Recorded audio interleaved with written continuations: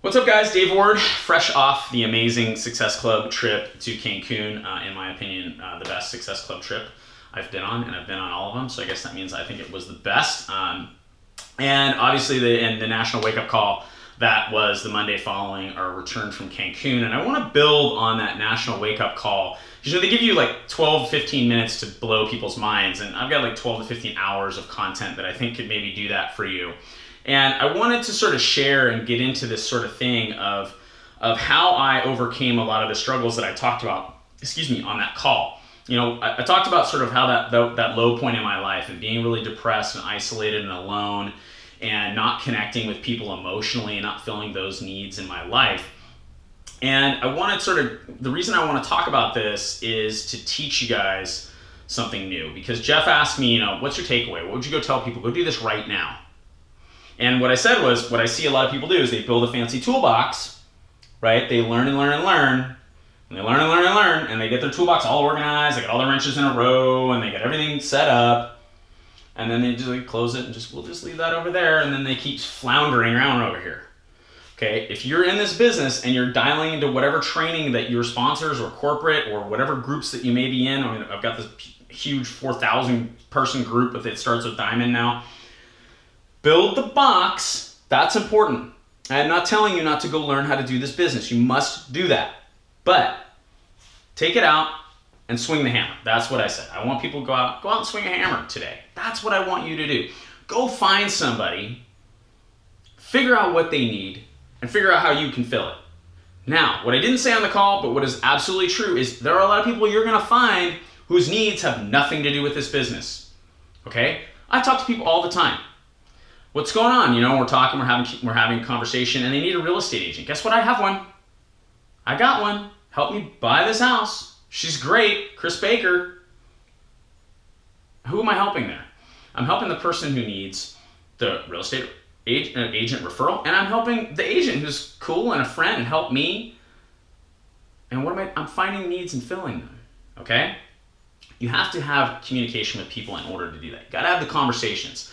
That's what this is about, okay? So I want to get into this book because what I believe I do, my offense or how I do this business is I commit to being a lifelong learner, and then I share whatever I'm learning at the time. And if you watch my stuff, you could go all the way back to 2009, January 2009 on my blog at the Fit Club Network, and you would see that's exactly what it was. If I learned something about nutrition, I would film a video about it, share. If I learned something about fitness, I would film a video about it and I would share. If I learned something about this business, I would film a video about it and share. I'm learning stuff and now I'm going to share it. See how that works? It's really not that complicated for what I do. So let's talk about this idea of where to start, because one of the things I ask people to do, and I'll ask you right now, is tell me what follow-up questions are. What'd you get from the call? And what do you want more information on? And I'll film videos. I'm going to touch on all three of the points that I made on the call. But I want to talk a little bit about these skills that you need to improve. Okay, so what the Little Book of Talent talks about, this is a book that was recommended to me by Bo Eason. Fantastic book. The guy goes into these talent hotbeds like the pool in Baltimore where Michael Phelps and a bunch of the other Olympians came out of, and a tennis club in Russia, and a violin academy, and a writing academies, all these places where these little talent hotbeds, and he figures out what they do differently than other places, okay? So that is a book, I just love this book. And one of the things I love about it is it distinguishes between hard skills and soft skills and then talks to you about how to get better in both. So let me just do that really quickly for you. Hard skills are technical things. Hard skills are things that you need to get right every single time. Good example of that in our business is sharing links, okay? If somebody asks you, I need the challenge pack link for the 21-day fix extreme, you can't send them the challenge pack link for T25 and expect that you're gonna complete that transaction. You can't send them a link that has somebody else's coach ID number in it and expect that you're gonna get that transaction. That's a technical skill. And so what he talks about with hard skills is to practice like a careful carpenter. That's how you gotta practice hard skills. You gotta learn how to do it very carefully, and then you gotta execute every single time. What I'm here to tell you is that there are very few things in this business that are hard skills. Most of what we do are soft skills. And what he talks about in this business, so soft skills are the things that I was struggling with. I was real good at hard skills when I started this business. Got a very technical, analytical mind. I'm very careful in what I do. I'm very calculated. I can repeat the steps every single time, no problem. But what I wasn't good at was soft skills. I wasn't good at communicating with people. If you listen to the call, I talked about my life and how alone and isolated I was. When you're alone and isolated, if you're a shy person or you're an introverted person like I am, it may be hard for you to believe given the videos that I've known, but I actually am an introvert. If you're like that, this is you need to listen to me, okay? Because what he talks about in this book is for soft skills, for things like learning how to communicate, things like learning how to build a relationship, things like learning how to build some trust. Those types of things, or even learning how to film videos and get comfortable in front of a camera, all that stuff, those aren't technical. They're not. They're soft skills. And what he says about soft skills is to practice soft skills like a reckless skateboarder, okay? So I wanted to, oops, I flipped the page here. I want to just read a couple of pages from tip 9, or a couple of quotes from tip 9, where he talks about these soft skills. It says, well, hard skills are best put together with measured precision. Soft skills are built by playing and exploring inside challenging and ever-changing environments. Then he kind of fast forwards and he says, aggressive, curious, and experimental, always seeking ways to challenge yourself. Now, what do you think the best way to learn some soft skills as a Beachbody coach is going to be? Open up the toolbox, take out the hammer, start swinging. That's what you got to do. I learned how to communicate with people by communicating with people, because it's not a hard skill. You can read books on it, and I think it might help you to read some books on it, but you got to get out there and practice. You got to have the communications. You got to have the conversations. You can't just sit back and go, well, I've got a lovely toolbox and I've got all these great skills and I know all about personality types, but I'm not going to go talk to anybody.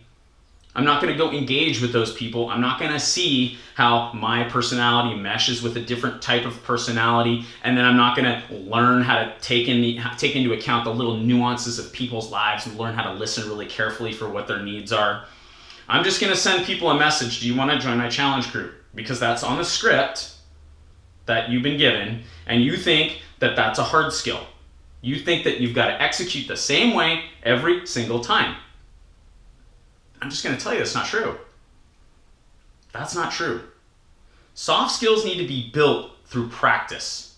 Okay? One of the ways I started, honestly, was I talked to other coaches, because it was a very non-threatening conversation, right? I wasn't going to recruit them into my business. They're already in my business. That's why I have so many friends in the network who are in other organizations, because I recognized that what I needed to get better at doing was connecting with people, and I had a group of people who I could connect with who kind of loved on me, to be honest. I mean, we just became friends.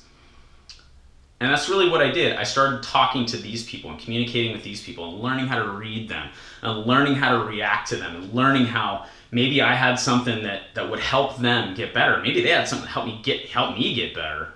And how could we synergistically create a relationship together? Can you see how that's just not technical at all? It's feel. That's all feel. So what I want to tell you to do is take the hammer out of the toolbox and go swing it. The way you swing it in this business is you start talking to people. I got a message from somebody earlier who sort of said, I don't want to bother people.